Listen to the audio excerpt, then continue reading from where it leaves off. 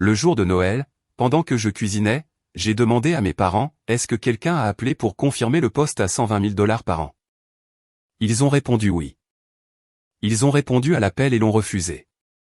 Je suis resté figé. Êtes-vous sûr, ai-je demandé. Ma mère a ri, complètement satisfaite. Absolument. Ce que j'ai dit ensuite a effacé le sourire de leur visage pâle et tremblant. J'ai passé le jour de Noël à cuisiner pour toute ma famille. Pendant qu'ils riaient et célébraient dans le salon, j'étais seul dans la cuisine, préparant un festin pour des gens qui ne me considéraient que comme la servante de la famille. Puis j'ai posé une question simple qui allait tout changer. Est-ce que quelqu'un a appelé au sujet de la confirmation de mon poste à 120 000 $ par an? La pièce est devenue silencieuse.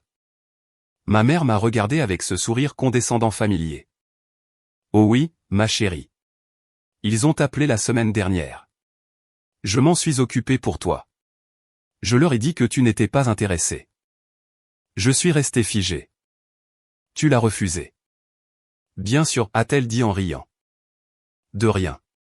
Ces recruteurs ne sont que des arnaqueurs, ma chérie. Je te protégeais. Ma sœur a eu un sourire en coin. Mon père a hoché la tête en signe d'accord. Ils pensaient tous que j'étais trop naïve, trop incompétente pour prendre mes propres décisions. Ils contrôlaient ma vie depuis 35 ans, et ce n'était qu'un exemple de plus. Mais voici ce qu'ils ne savaient pas. Je voulais qu'ils rejettent ce travail. J'avais tendu un piège et ma mère était tombée droit dedans, exactement comme je l'avais prévu. Car pendant qu'ils étaient occupés à saboter le poste à 120 000 $, j'étais déjà en train d'accepter un rôle de direction à 180 000 $ par an dans une entreprise du Fortune 500. Un travail dont ils ne savaient rien, un travail qu'ils ne pouvaient pas toucher. Ce qui s'est passé ensuite ne consistait pas seulement à reprendre ma carrière en main. Il s'agissait d'exposer des décennies de manipulation, de découvrir de sombres secrets de famille et de regarder le contrôle parfait que ma mère avait construit s'effondrer morceau par morceau. Elle pensait me sauver. Elle n'avait aucune idée qu'elle venait de déclencher une guerre qu'elle ne pourrait pas gagner. Voici l'histoire de la façon dont j'ai cessé d'être le paillasson de la famille pour devenir celle qui détient toutes les cartes. Et croyez-moi, ce que ma mère a fait ensuite était encore pire que ce que vous pouvez imaginer. Je m'appelle Maya Harrison. J'ai 35 ans. Et au cours des 8 dernières années, j'ai gravi les échelons dans le marketing. Actuellement directrice marketing principale, gagnant un salaire respectable dans une entreprise de taille moyenne. Mais ma famille n'y a jamais cru. La dinde sortait parfaitement dorée, exactement 17 minutes par livre, comme la recette le spécifiait. Je l'ai arrosée une dernière fois, sentant la chaleur du four sur mon visage, alors que les rires résonnaient depuis le salon. Noël chez mes parents suivait toujours le même scénario. Ma sœur Sarah arrivait élégamment en retard avec du vin cher, l'air sophistiqué dans sa robe de créateur. Ma mère accueillait la famille élargie à la porte en jouant la parfaite hôtesse. Mon père tenait la cour dans son fauteuil inclinable en cuir, partageant des histoires sur ses années dans la direction intermédiaire comme s'il s'agissait de récits de guerre d'entreprise. Et moi, j'étais dans la cuisine, faisant ce que j'avais toujours fait, cuisiner, servir, m'assurer que tout le monde avait ce dont il avait besoin. Maya, ma chérie, peux-tu apporter plus de ces feuilletés au fromage? La voix de ma mère flottait depuis la salle à manger, mais avec ce ton sous-jacent d'attente. Pas une demande, une commande déguisée. J'ai disposé les amuse-bouches sur la belle porcelaine de ma grand-mère et je les ai apportées. Le salon était plein. Mes parents, Sarah, l'oncle Tom et la tante Jennifer, quelques amis de la famille. Tout le monde était sur son 31, des verres à la main, la cheminée crépitant avec cette bûche artificielle dont mon père affirmait qu'elle ressemblait exactement à une vraie. J'ai posé le plateau sur la table basse et ma mère en a immédiatement pris un, l'examinant comme un bijoutier inspectant un diamant à la recherche de défauts. Un peu trop brun en dessous, ma chérie, mais ils feront l'affaire. Elle a souri à la tante Jennifer. Maya fait tellement d'efforts. Elle a toujours été ma petite aide. J'avais 35 ans. Petite aide. Sarah, perchée sur le bras du canapé dans son pull en cachemire crème, a croisé mon regard et a eu un sourire en coin. Cela doit être agréable d'avoir autant de temps libre pour cuisiner. Certains d'entre nous ont à peine le temps de respirer entre les réunions et les appels de clients. Elle a pris une gorgée de son vin, laissant ce commentaire flotter dans l'air.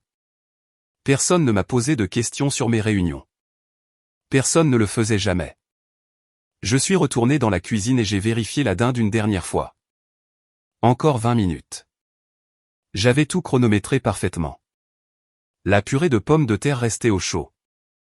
Le gratin de haricots verts était prêt. La sauce au canneberge était figée. J'étais debout depuis 6:00 heure ce matin-là pour préparer ce repas pendant que tous les autres dormaient. Mais alors que je me tenais là, dans la cuisine de ma mère, entouré par le chaos de la préparation, je me sentais étrangement calme. Parce que contrairement à tous les autres Noëls avant celui-ci, je savais exactement ce qui allait se passer. Le dîner a été servi à 3:00 heure précise. J'ai découpé la dinde pendant que tout le monde prenait place autour de la grande table à manger. Ma mère, bien sûr, s'est fait un devoir d'inspecter mon travail. Le blanc a l'air un peu sec. Maya, as-tu suivi la recette que je t'ai donnée? Je fais cette dinde depuis 30 ans. Je l'ai suivie exactement, maman. Eh bien, la prochaine fois, utilise peut-être un peu plus de beurre. Elle a tapoté ma main comme si j'étais une enfant qui avait fait de son mieux mais avait échoué. Mon père a hoché la tête en signe d'accord, remplissant déjà son assiette. Sarah envoyait des messages sous la table, prêtant à peine attention. Je les ai laissés s'installer dans leur repas, j'ai laissé la conversation dériver vers des sujets sur la partie de golf de l'oncle Tom, les projets de la tante Jennifer de redécorer sa salle de bain, les opinions de mon père sur le marché boursier. J'ai attendu que tout le monde soit à l'aise, la garde baissée, avant de poser la question qui me brûlait les lèvres depuis une semaine. Au fait, est-ce que quelqu'un a reçu un appel pour confirmer mon nouveau travail? Le poste en marketing à 120 000 $ par an. La pièce est devenue silencieuse. Les fourchettes se sont arrêtées en l'air. Sarah a levé les yeux de son téléphone. L'oncle Tom a jeté un coup d'œil à la tante Jennifer en haussant les sourcils. Ma mère a posé lentement son verre de vin, un sourire s'étalant sur son visage. Pas de l'embarras, pas du regret. De la fierté. Oh oui, ma chérie. Ils ont appelé jeudi dernier. Je m'en suis occupé pour toi. Mon cœur battait régulièrement. Trop régulièrement. Tu t'en es occupé. Je leur ai dit que tu n'étais pas intéressé. De rien. Elle l'a dit comme si elle venait de me sauver d'une terrible erreur. Comme si elle m'avait protégé d'une arnaque prédatrice. Ces recruteurs peuvent être tellement insistants, et je sais que tu es vite dépassé par ces choses-là. C'était clairement trop beau pour être vrai.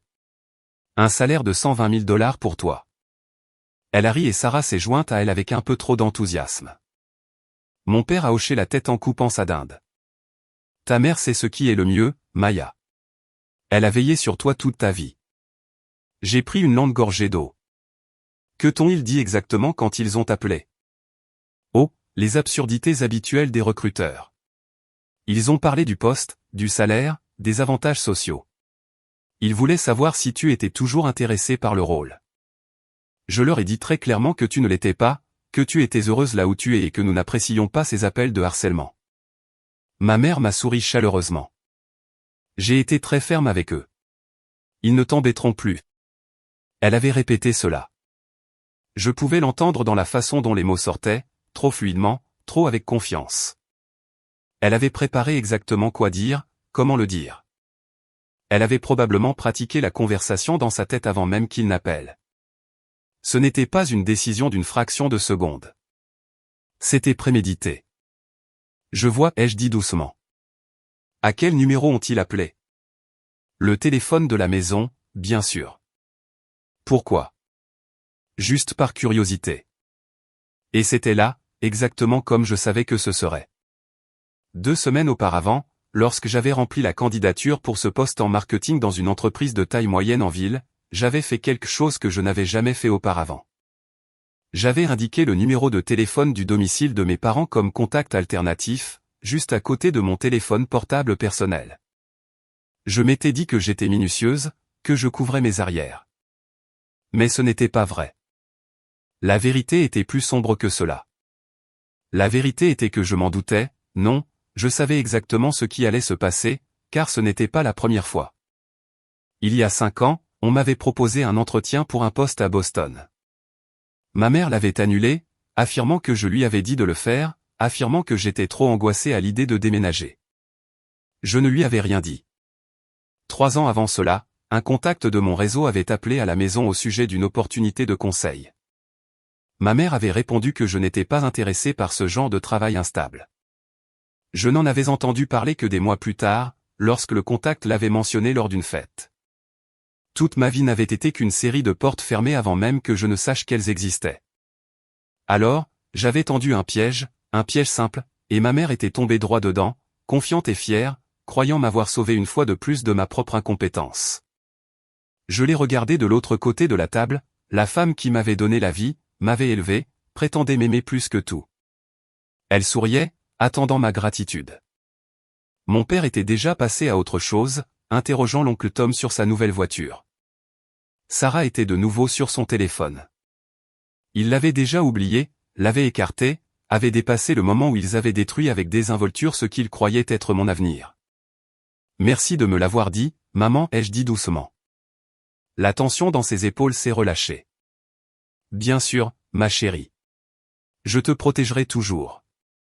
Je lui ai rendu son sourire. Pas un sourire de gratitude, pas un sourire de défaite, un sourire de certitude absolue. Parce que pendant qu'elle était occupée à saboter le poste à 120 000 $, l'appât que j'avais préparé pour elle, elle n'avait aucune idée que j'avais déjà accepté un poste de direction à 180 000 $ par an dans une entreprise du Fortune 500 à Seattle. Un poste dont elle ne savait rien. Un poste qu'elle ne pouvait pas toucher. Et dans 8 semaines, je serais parti. Mais d'abord, j'avais besoin de comprendre à quel point ce schéma était profond, quel niveau de contrôle elle pensait avoir, jusqu'où elle était prête à aller. Maya a souri à sa mère. Ce n'était pas un sourire de reddition.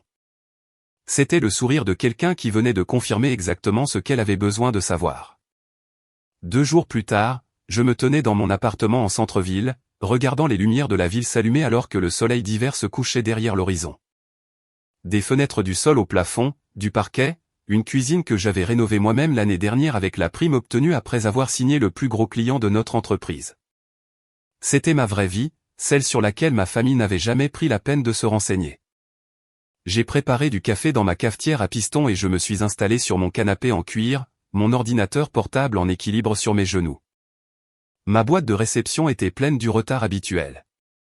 3 emails de collègues demandant mon avis sur les campagnes de janvier. Un message de mon patron me remerciant pour la présentation stratégique que j'avais envoyée avant les vacances. Un autre de notre directeur financier faisant l'éloge du retour sur investissement de mes projets du trimestre précédent. J'étais directrice marketing principale depuis 2 ans maintenant, gagnant 95 000 par an, respectée par mon équipe, chargée des comptes les plus importants. Mais au dîner de Noël, ma mère m'avait appelé sa petite aide, pendant que ma sœur faisait des blagues sur mon temps libre. J'ai ouvert un dossier sur mon bureau nommé Développement de carrière 2024. À l'intérieur se trouvaient 3 sous-dossiers, chacun contenant des documents de candidature, des correspondances et des notes d'entretien. 3 entreprises, 3 opportunités, 3 résultats très différents. La stratégie avait commencé il y a 3 mois. Je faisais défiler les offres d'emploi un dimanche matin quand j'ai réalisé quelque chose. J'étais fatigué de me demander si ma mère allait interférer. J'avais besoin de le savoir avec certitude, alors j'ai conçu un test. L'entreprise a été une entreprise de marketing de taille moyenne en centre-ville, offrant un poste de responsable de marque à 120 000 par an. Bonne entreprise, solide opportunité. Quand j'ai rempli leur candidature, j'ai fait quelque chose que je n'avais jamais fait auparavant. J'ai indiqué le téléphone du domicile de mes parents comme contact alternatif, juste là dans le formulaire, à côté de mon téléphone portable personnel. Puis j'ai attendu. L'entreprise B était différente. Une société du Fortune 500 que je suivais depuis des années, connue pour son innovation et le développement de ses employés. Quand ils ont publié un poste de directeur principal de la stratégie de marque, j'ai passé 2 semaines à perfectionner ma candidature. Mais cette fois, je n'ai utilisé que mon adresse email et mon téléphone portable personnel, aucun contact alternatif, aucun moyen pour ma mère d'intercepter. L'entreprise C était mon filet de sécurité, une agence établie offrant un poste de directeur créatif à 145. Là encore, uniquement des coordonnées personnelles. Si ma mère sabotait l'entreprise A, cela prouverait le schéma que je soupçonnais depuis ma vie d'adulte.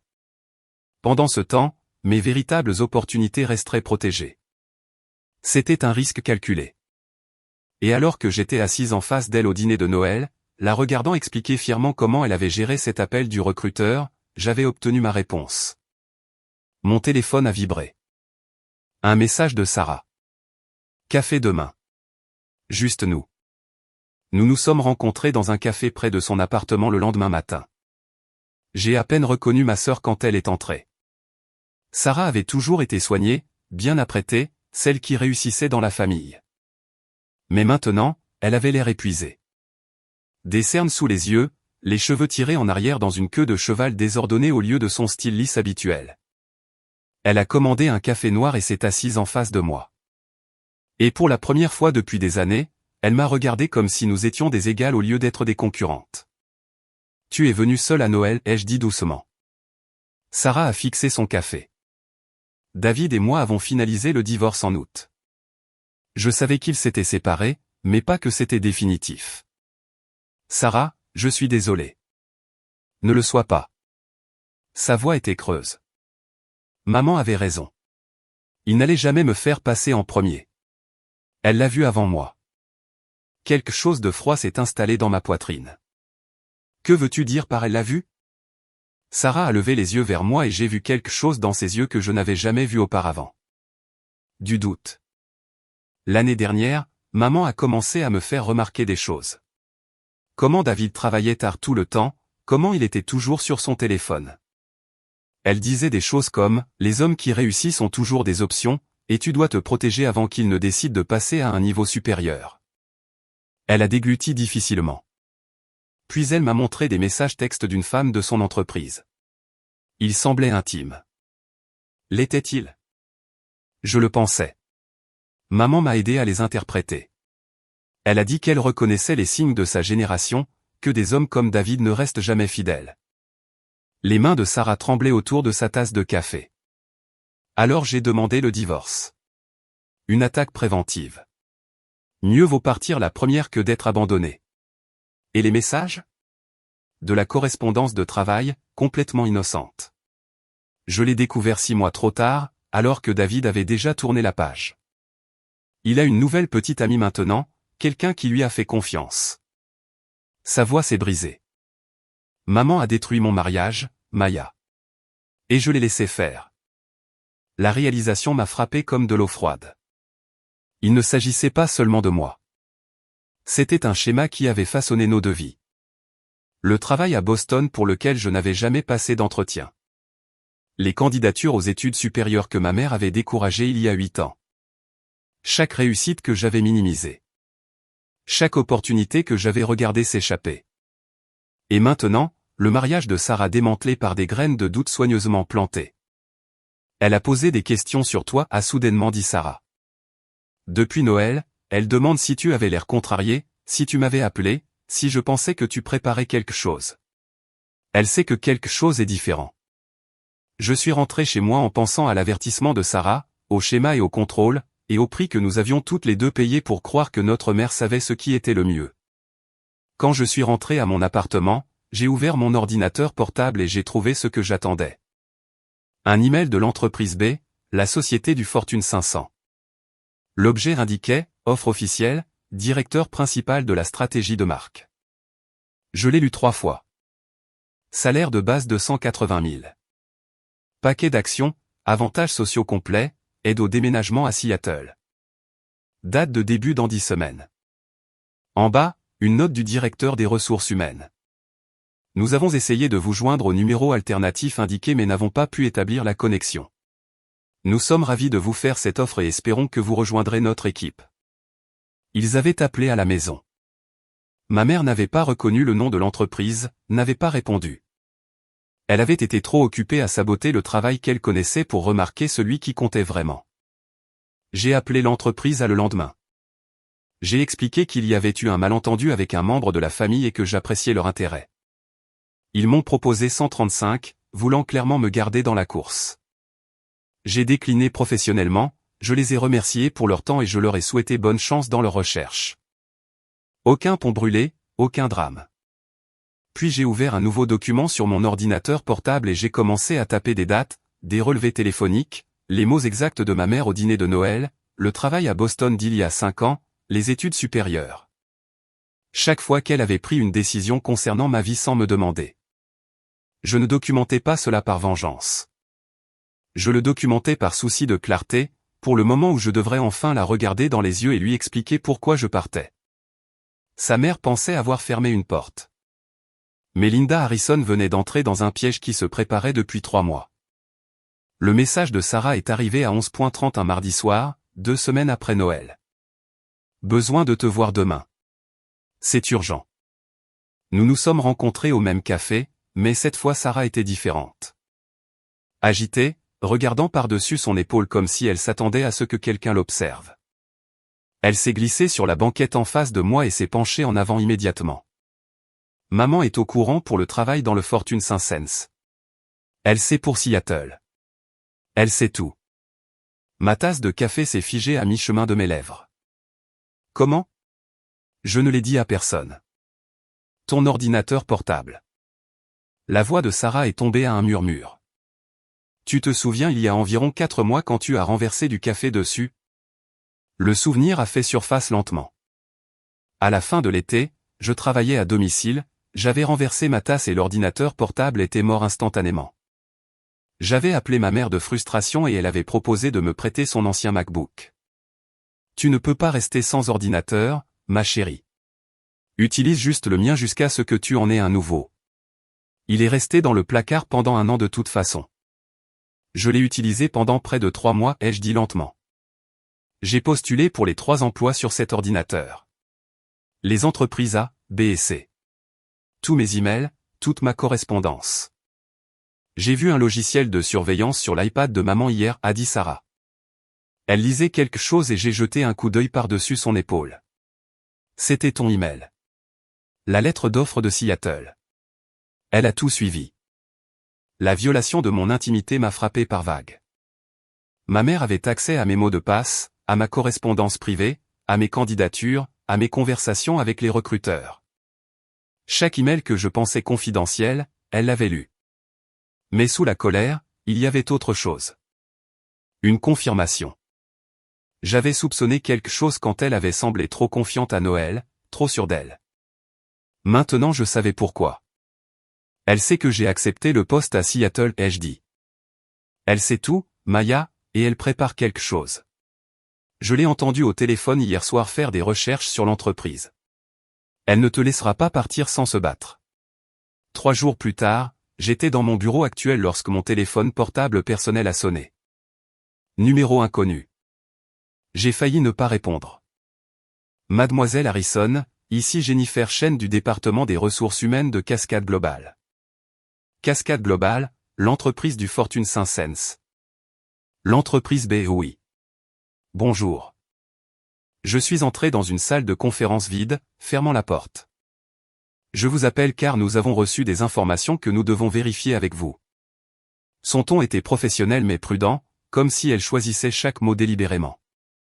Une femme a contacté le bureau de notre président-directeur général hier. Elle s'est présentée comme quelqu'un ayant une formation clinique qui a connaissance de vous et de votre passé. Elle a soulevé des inquiétudes quant à votre aptitude psychologique pour des rôles de direction à fort niveau de stress. La pièce a semblé s'incliner. Je vous demande pardon, quoi ? Elle n'a pas prétendu être votre thérapeute en particulier, mais elle a sous-entendu une expertise professionnelle et une familiarité avec votre dossier.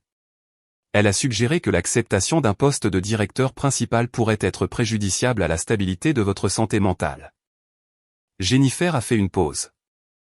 Étant donné les problèmes de responsabilité, nous devons vérifier ces informations. Nous aurons besoin d'un certificat de santé récent de votre médecin. De références professionnelles qui peuvent attester de votre stabilité dans un environnement de travail et de votre explication concernant ces inquiétudes. Ma mère les avait appelées. Elle avait fait des recherches sur l'entreprise, trouvé le nom du président-directeur général, probablement sur LinkedIn, et appelé directement son bureau. Elle avait été prudente avec son vocabulaire, ne mentant jamais explicitement sur le fait d'être une thérapeute agréée, mais insinuant juste assez pour créer le doute. C'était d'une cruauté brillante. Je comprends, ai-je dit, gardant ma voix stable même si mes mains tremblaient. Je peux fournir toute cette documentation. Serait-il possible de se rencontrer en personne ? Je préférerais aborder cela directement. Ce serait en effet l'idéal. Pouvez-vous venir à Seattle la semaine prochaine? J'ai réservé le vol cet après-midi-là, j'ai appelé mon médecin traitant et j'ai expliqué la situation aussi professionnellement que possible. Le docteur Patel, qui me connaissait depuis 6 ans, était consterné et a préparé une lettre de certificat de santé complète dans les 48 heures. J'ai compilé 10 années d'historique d'emploi, des évaluations de performance qui louaient mon leadership et mon calme sous pression, des lettres de recommandation de 5 superviseurs précédents, des preuves de chaque promotion, de chaque campagne réussie. De chaque client qui m'avait spécifiquement demandé. La réunion a eu lieu un jeudi matin. Le président-directeur général, Michael Torres, et Jennifer Chen étaient assis en face de moi dans une salle de conférence aux parois de verre surplombant le Puget Sound. Je n'ai pas cherché d'excuses. Je n'ai pas joué la victime. Quelqu'un qui désapprouve fortement mes choix de carrière a tenté de saboter cette opportunité, ai-je dit en étalant ma documentation sur la table. J'assume l'entière responsabilité de ne pas avoir mieux protégé mes informations professionnelles. La personne qui vous a contacté a probablement fait une fausse déclaration sur ses qualifications et sa relation avec moi. C'est à la fois contraire à l'éthique et potentiellement illégal, mais ma priorité en ce moment est de vous démontrer mes qualifications, pas de poursuivre une action contre elles. J'ai observé le visage de Michael pendant qu'il examinait mes documents. Il était impressionné. Je pouvais le voir dans la façon dont il s'attardait sur les évaluations de performance, la façon dont il hochait la tête devant les lettres de recommandation. Mademoiselle Harrison, a-t-il dit finalement. Nous voulons toujours de vous dans notre équipe, mais notre service juridique enverra une lettre de mise en demeure à la source de cette interférence. Nous avons le numéro de téléphone grâce à l'identification de l'appelant. Ce genre de comportement est inacceptable. Je suis rentré chez moi le vendredi soir, épuisé mais sereine. Quand je me suis garé devant mon immeuble à 9h00 du soir, je l'ai vu immédiatement. Ma mère, debout sous le lampadaire près de l'entrée, portant son manteau d'hiver et serrant son sac à main comme un bouclier. Elle s'est avancée quand je suis sorti de la voiture. Nous devons parler. Je l'ai regardé, vraiment regardé. Pour la première fois de ma vie, je l'ai vu clairement. Pas comme la figure d'autorité qui savait ce qui était le mieux. Pas comme la mère qui m'aimait trop, mais comme une femme tellement terrifiée à l'idée d'être seule qu'elle détruirait la vie de ses filles pour les garder près d'elle. Oui, ai-je dit doucement. Nous le devons, mais pas ici. Pas maintenant. Je viendrai à la maison ce week-end. Je suis passé devant elle sans attendre de réponse. Elle a appelé mon nom une fois, mais je ne me suis pas retourné. Le pouvoir avait changé de camp, et nous le savions toutes les deux. Linda Harrison venait de jouer sa carte la plus forte. Ce qu'elle ne savait pas, c'est que Maya avait déjà gagné la partie il y a 3 jours. Je suis arrivé dans ma maison d'enfance le samedi après-midi, 3 semaines après ce dîner de Noël qui avait tout changé. La voiture de mon père n'était pas là, un tournoi de golf m'avait envoyé ma mère par message, comme s'il s'agissait d'une visite décontractée. La boîte de documents semblait lourde dans mes bras alors que je remontais l'allée. Ma mère a ouvert la porte avant que je puisse frapper. Son visage était calme, mais j'ai vu la lueur de reconnaissance quand elle a remarqué la boîte. La peur. Elle savait exactement ce que je portais. Maya, nous pouvons parler de cela raisonnablement. Salle à manger, ai-je dit en passant devant elle. J'ai posé la boîte sur la table où nous avions partagé d'innombrables repas, où elle avait critiqué ma cuisine il y a quelques semaines à peine, où elle avait fièrement annoncé qu'elle avait saboté mon travail. Je l'ai ouverte lentement, délibérément, et j'ai commencé à placer des articles sur la surface en bois poli, un par un. D'abord, la lettre d'offre. Papier jauni, en-tête professionnelle impeccable. Division de Seattle de la corporation Boeing.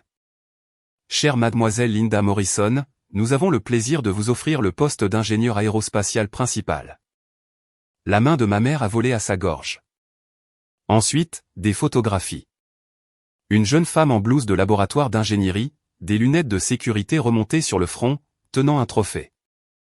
Une autre de la même femme debout devant un énorme moteur d'avion. La fierté rayonnant de son sourire. Linda Morrison a 25 ans, avant qu'elle ne devienne Linda Harrison, avant qu'elle ne disparaisse. Ensuite, les entrées de journal que j'avais trouvées dans le grenier l'année dernière, enfouies dans une boîte marquée anciens documents fiscaux. Des pages remplies d'excitation concernant des spécifications de projets, des calculs, des rêves de diriger une équipe de conception. L'écriture était celle de ma mère, mais la voix était celle de quelqu'un que je n'avais jamais rencontré.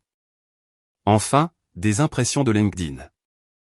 Des messages de ses anciens collègues, des hommes et des femmes maintenant dans les années 60 qui se souvenaient de Linda Morrison comme de la meilleure ingénieure, brillante et innovante de leur division. Où as-tu trouvé ça? Sa voix s'est brisée. Tu n'en avais pas le droit. J'en avais tout à fait le droit. J'ai gardé un ton calme et mesuré. Tu as pris des décisions concernant ma vie pendant 35 ans sans me le demander. J'avais besoin de comprendre pourquoi. Elle s'est effondrée sur une chaise, regardant les preuves de son ancienne identité éparpillées sur la table. Cela m'a pris 6 mois, ai-je continué. J'ai contacté la tante Jennifer. Tu sais, ta sœur à qui tu n'as pas parlé depuis 15 ans. Elle m'a tout raconté. Puis j'ai trouvé ces documents dans le grenier quand je t'ai aidé à réorganiser le printemps dernier. Les entrées de journal, les photographies. J'ai contacté tes anciens collègues sur LinkedIn. Ils se souvenaient tous de toi. Ils ont tous dit la même chose. Tu étais l'ingénieure la plus talentueuse avec laquelle ils avaient jamais travaillé. C'était il y a longtemps, a murmuré ma mère. En 1988, ai-je dit en m'asseyant en face d'elle. Tu avais 25 ans. Boeing venait de te promouvoir au poste d'ingénieur aérospatial principal. Tu travaillais sur des projets de pointe. Tu étais l'une des 3 femmes de tout ton département et tu surpassais tout le monde. Elle a fermé les yeux. Puis tu as rencontré papa à une conférence. Il était charmant, il réussissait de son côté. Il t'a promis de soutenir ta carrière, que vous pourriez faire en sorte que cela fonctionne ensemble. J'ai fait une pause, observant son visage. Mais en 1990, il a reçu une offre d'emploi à 3 heures de Seattle. Et il t'a posé un ultimatum. Choisir le mariage ou choisir Boeing. Choisir la famille ou choisir ta carrière. Si tu l'aimais vraiment, tu le choisirais lui. Il a dit que le mariage ne pourrait pas survivre à la longue distance, a-t-elle dit doucement, les yeux toujours fermés. Il a dit que je devais décider de ce qui comptait le plus. Alors tu as refusé Boeing, tu as déménagé dans une petite ville, tu as eu Sarah en 1992, moi en 1995. Tu as essayé de retourner à l'ingénierie, mais les entreprises ne voulaient pas embaucher une mère avec 2 jeunes enfants. Tu as fini par faire de la comptabilité à temps partiel. Je me suis penché en avant. Et puis, en 1997, papa a eu une liaison. Il t'a dit qu'il se sentait piégé par la vie de famille, cette même famille pour laquelle il t'avait obligé à tout sacrifier. Ses yeux se sont ouverts, remplis de larmes. Il est parti pendant 6 mois en 2003. Il est revenu finalement, mais ce n'a jamais été pareil. Tu n'as pas sacrifié ta carrière de ton plein gré, maman. Tu as été manipulé pour le faire. Et quand papa t'a quand même trahi, tu n'as pas pu te pardonner le choix que tu avais fait. Tu ne sais pas ce que c'était, a-t-elle dit, la voix brisée. J'étais la meilleure dans mon domaine. J'ai tout abandonné. Pourquoi? Pour un homme qui m'a trompé? Pour un mariage qui a à peine survécu. J'ai tout perdu. Maya, tout. Je sais, ai-je dit doucement. Et quand tu as vu Sarah construire une carrière réussie, mariée à un homme ambitieux, tu t'es revu entièrement. Sa tête s'est relevée brusquement. De quoi parles-tu? Les messages textes de la collègue de David que tu lui as montrés. Tu as présenté des conversations de travail innocentes comme des preuves d'une liaison.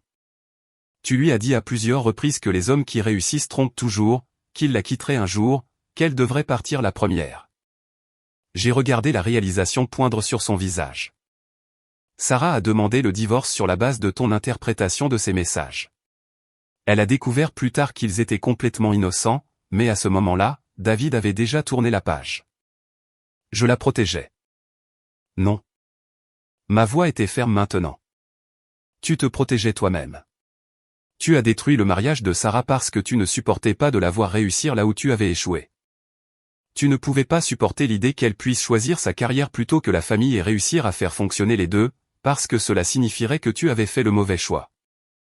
J'essayais de la sauver de mes erreurs. En t'assurant qu'elle les commettrait quand même. J'ai secoué la tête. Tu ne nous sabotes pas parce que tu penses que nous allons échouer, maman. Tu nous sabotes parce que tu es terrifiée à l'idée que nous réussissions. Terrifiée que nous choisissions nos carrières et soyons heureuses. Terrifiée que nous te laissions derrière, seule avec tes regrets.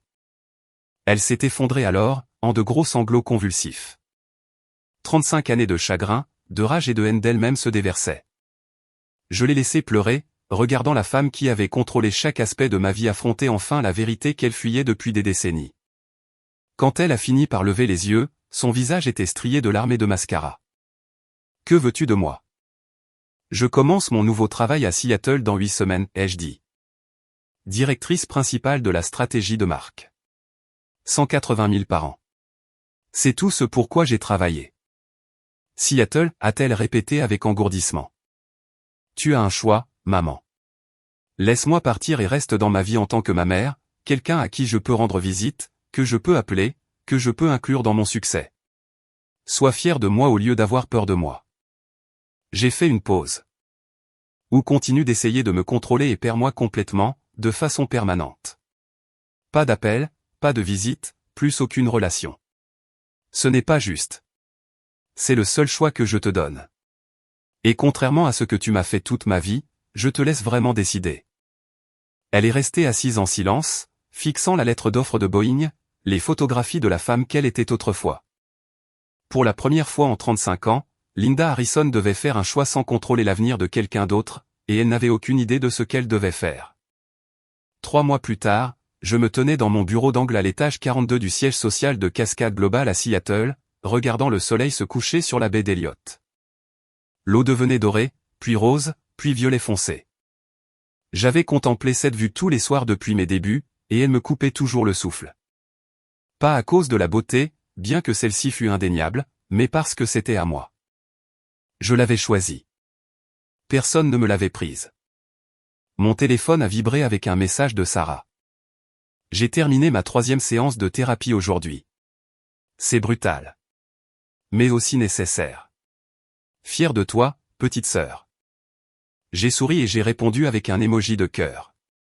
Puis j'ai remarqué les 3 appels manqués de ma mère. Un hier, 2 ce matin. Je n'avais pas répondu, non par cruauté, mais parce que je décidais encore du rôle qu'elle aurait dans cette nouvelle vie que je construisais. Pendant ce temps, à 3 heures au sud, ma mère était assise à sa table à manger dans la maison où j'avais grandi. Je le savais car Sarah me l'avait dit lors de nos appels hebdomadaires. Linda vérifie constamment son téléphone, a dit Sarah, attendant des messages qui venaient rarement. Mon père était à la maison, mais il aurait tout aussi bien pu être invisible. Leur mariage avait toujours été creux, mais maintenant, le vide était impossible à ignorer. Il lisait son journal. Elle fixait son téléphone. Ils existaient dans le même espace sans vraiment l'occuper ensemble. Sarah avait déménagé dans un nouvel appartement plus proche du bureau de son thérapeute. Elle rendait visite à nos parents peut-être 2 fois par mois maintenant, et les conversations étaient guindées, prudentes. Lors d'une récente réunion de famille, un voisin avait demandé à Linda « Comment vont les filles ?» Et ma mère n'avait pas de vraie réponse. Sarah se tenait occupée. Je m'installais dans quelque chose de nouveau. Des non-réponses vagues qui ne satisfaisaient personne. Les conséquences sociales étaient subtiles mais dévastatrices. Toute l'identité de Linda avait été construite sur le fait d'être la mère dévouée qui avait tout sacrifié pour ses filles. Maintenant, les gens remettaient discrètement en question ce récit. Un autre voisin avait vu mon profil LinkedIn, directrice principale de la stratégie de marque dans une entreprise du Fortune 500, et l'avait mentionné à ma mère. Vous devez être tellement fière. Linda avait souri faiblement et changé de sujet. La véritable punition n'était pas l'humiliation publique. C'était la réalisation silencieuse et privée que sa pire peur s'était réalisée. Elle nous avait repoussés, toutes les deux. Et maintenant, elle était assise dans cette maison avec un homme qui ne l'avait jamais vraiment choisie, se demandant comment elle s'était retrouvée si seule. Ma vie à Seattle était tout ce pourquoi je m'étais battu. Le respect venait naturellement ici. Lors des réunions où je présentais la stratégie, les gens écoutaient. Le président directeur général avait fait l'éloge de ma première campagne, l'avait publiquement qualifiée d'innovante, et d'exactement ce dont l'entreprise avait besoin. Mes collègues sollicitaient mon avis. Mon équipe faisait confiance à mon leadership. J'avais passé 35 ans à essayer de prouver que j'étais digne de respect. Ici, il était simplement accordé. Je m'étais fait des amis, de vrais amis, pas les connaissances prudentes que j'avais gardées dans ma ville natale, toujours inquiète qu'ils mentionnent quelque chose à ma mère. J'explorais la ville le week-end. Le marché de Pike Place, le parc de sculptures, les sentiers de randonnée dans les cascades. Je ressentais une légèreté que je n'avais pas connue depuis mon enfance, avant d'apprendre que mes réalisations seraient rejetées et mes choix annulés. La semaine dernière, j'avais reçu une lettre formelle du service juridique de Cascade. Ils m'avaient fait suivre une copie de la lettre de mise en demeure qu'ils avaient envoyée à ma mère. Avertissement formel contre toute interférence supplémentaire dans les affaires d'emploi. Toute violation future pourrait entraîner des poursuites judiciaires. Je ne leur avais pas demandé de l'envoyer, mais je ne le regrettais pas non plus. C'était une conséquence naturelle de ces actions, une limite imposée par des personnes qui n'avaient aucun investissement émotionnel à la protéger. La lettre est arrivée un mardi, 3 semaines après le début de mon nouveau travail. Une enveloppe manuscrite, l'écriture soignée de ma mère. Je l'avais fixée pendant 10 minutes avant de l'ouvrir. Chère Maya, cela commençait, sans préambule fleuri. J'ai commencé à voir quelqu'un, un thérapeute. C'est plus difficile que je ne le pensais. Elle écrivait sur le fait d'affronter son passé, sur Boeing et la carrière qu'elle avait abandonnée, sur la liaison de mon père et les années qu'elle avait passées à en vouloir à un choix qu'elle ne pouvait pas défaire. Puis, vers la fin, j'ai parlé de ma propre mère. Je ne te l'ai jamais dit, mais elle m'a fait quelque chose de similaire. Quand j'ai reçu l'offre de Boeing, elle m'a dit que j'étais égoïste, qu'une bonne femme choisissait la famille plutôt que l'ambition. Je pensais vous protéger, Sarah et toi, de faire mes erreurs. Mais mon thérapeute m'a demandé quelque chose hier. Et si ce n'était pas des erreurs? Et si vous les protégiez de vos regrets? La ligne clé est arrivée à la toute fin. Je ne demande pas de pardon. Je ne suis même pas sûr de mériter la chance de m'expliquer, mais je veux que tu saches que j'essaie de comprendre pourquoi je suis devenu cette personne. Aucune manipulation, aucune culpabilisation, juste une honnêteté brute et inconfortable. Je n'ai pas pleuré quand je l'ai lu. Je n'ai pas répondu immédiatement, mais je ne l'ai pas jeté non plus. Je l'ai mise dans un tiroir et je me suis laissé le temps d'y réfléchir pendant 2 semaines. Quand je l'ai finalement appelée, j'ai fait court, 10 minutes. J'ai posé des limites claires. Je ne suis pas prête pour des contacts fréquents. J'ai besoin d'espace pour construire ma vie sans m'attendre à des interférences. Elle a écouté sans m'interrompre. Cela seul était révolutionnaire. Peut-être que nous pourrons parler une fois par mois, ai-je proposé prudemment. Des appels vidéo. Voir comment ça se passe. Sa voix s'est brisée. J'aimerais cela. Merci, Maya. Sarah suivait un cheminement similaire, une thérapie 2 fois par semaine. Elle m'a dit qu'elle envisageait de contacter David, non pas pour se réunir, mais pour s'excuser de ne pas lui avoir fait confiance, pour tourner la page. Elle reconstruisait sa propre identité, séparée des peurs et des projections de notre mère. Nous étions toutes les deux en train de nous libérer. Nous étions toutes les deux en train de guérir. Nous refusions toutes les deux de laisser le traumatisme de notre mère devenir notre héritage. La semaine dernière, Cascade a organisé une célébration pour le lancement réussi de ma première grande campagne. Alors que je me tenais à l'avant de la salle de conférence, acceptant les félicitations du président directeur général et de mon équipe, j'ai pensé à tout ce qui m'avait conduit ici. Les gens me demandent toujours si je regrette la façon dont les choses se sont passées. La réponse est non. Je ne regrette pas les années passées à être sous-estimé. Elles m'ont appris à ne pas avoir besoin de validation externe. Je ne regrette pas le sabotage de ma mère. Il m'a forcé à devenir stratégique, indépendante, inébranlable. Je ne regrette même pas la douleur, car elle m'a appris la leçon la plus importante. La plus grande des vengeances n'est pas de détruire la personne qui vous a blessé. C'est de refuser de laisser ces dommages vous définir. Ma mère a essayé de contrôler ma vie parce qu'elle avait perdu le contrôle de la sienne. J'ai brisé ce cycle, non pas en coupant les ponts pour toujours, non pas en la faisant souffrir publiquement, mais en me choisissant en premier, en fixant des limites, en m'éloignant de la toxicité, même lorsqu'elle porte le masque de l'amour. Si vous attendez la permission de vivre votre propre vie, la voici. Vous n'avez besoin de l'approbation de personne, pas même de celle de votre mère. Le travail n'a jamais été une question d'argent. Il s'agissait du droit de choisir ma propre valeur. Et je l'ai enfin fait. C'est mon histoire. Le travail que ma mère a essayé de détruire est devenu la porte d'entrée vers la vie que j'étais censé vivre. Mais la vraie victoire n'était pas le salaire ou le titre. C'était d'apprendre que se libérer du contrôle ne fait pas de vous quelqu'un d'égoïste. Cela vous rend entier. Parfois, les personnes qui nous aiment le plus peuvent nous blesser le plus profondément. Pas parce qu'elles sont cruelles, mais parce qu'elles ont peur. Et parfois, la chose la plus courageuse que nous puissions faire est de nous choisir quand même, même si cela brise leur cœur temporairement, pour guérir le vôtre de façon permanente. Si cette histoire a résonné en vous, veuillez vous abonner à cette chaîne et appuyer sur cette cloche de notification. J'aimerais beaucoup connaître vos pensées dans les commentaires. Avez-vous déjà eu à fixer des limites avec votre famille? Comment avez-vous trouvé le courage? Votre histoire pourrait être exactement ce que quelqu'un d'autre a besoin d'entendre aujourd'hui. Et si vous connaissez quelqu'un qui lutte pour se libérer d'un schéma toxique, partagez cette vidéo avec cette personne. Parfois, nous avons tous besoin de la permission de nous choisir. Merci d'avoir écouté mon histoire.